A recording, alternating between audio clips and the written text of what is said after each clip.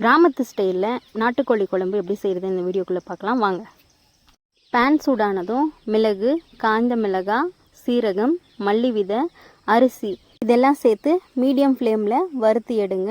நம்ம சேர்த்த இன்க்ரீடியன்ஸ் எல்லாம் லைட்டாக கலர் மாறும், அப்புறமா ஒரு நல்ல ஸ்மெல் வரும். அந்த சமயத்தில் ஸ்டவ் ஆஃப் பண்ணிக்கோங்க. இதை இன்னொரு பிளேட்டுக்கு ட்ரான்ஸ்ஃபர் பண்ணிவிட்டு ரூம் டெம்பரேச்சருக்கு ஆற விடுங்க.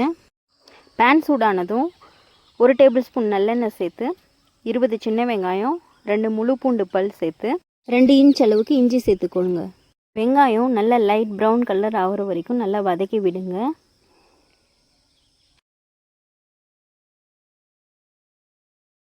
இந்த ஸ்டேஜில் ஒரு மீடியம் சைஸ் தக்காளியை கட் பண்ணி சேர்த்துக்கோங்க.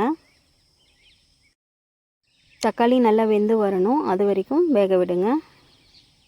தக்காளி கொஞ்சம் சாஃப்டாக மாறிடுச்சு. இப்போ ஒரு 1/2 கப் தேங்காய் பூ சேர்த்துக்கிறேன். ஸ்டவ் ஆஃப் பண்ணிவிட்டு ஒரு பிளேட்டுக்கு ட்ரான்ஸ்ஃபர் பண்ணிவிட்டு இதுவும் ஆற விடுங்க. ஒரு கடாயில் 1 டேபிள் ஸ்பூன் நல்லெண்ணெய் விட்டு 1 டீஸ்பூன் கடுகு சேர்த்து சீரகம் 1 டீஸ்பூன் சேர்த்துக்கோங்க. கருவேப்பிலை ஒரு கொத்து சேர்த்துக்கோங்க. க்ளீன் பண்ணி வச்ச 1 கிலோ நாட்டுக்கோழியை இதில் ஆட் பண்ணிக்கோங்க. தேவையான அளவு உப்பு சேர்த்து நல்லா கலரி விடுங்க. சிக்கன்லேருந்து தண்ணி வர ஆரம்பிக்கும். மஞ்சத்தூள் கொஞ்சம் ஆட் பண்ணிக்கிறேன்.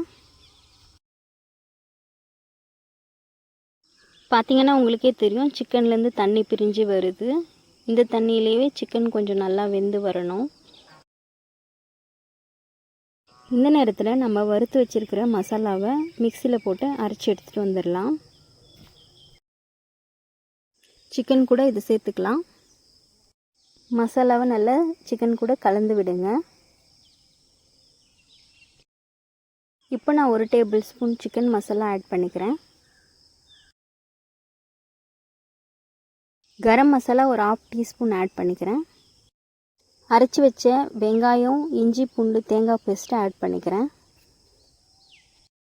குழம்புக்கு தேவையான அளவு தண்ணி சேர்த்து ஒரு 20லேருந்து 30 மினிட்ஸ் வரைக்கும் கொதிக்க விட்டு எடுத்திங்கன்னா நாட்டுக்கோழி குழம்பு தயார்.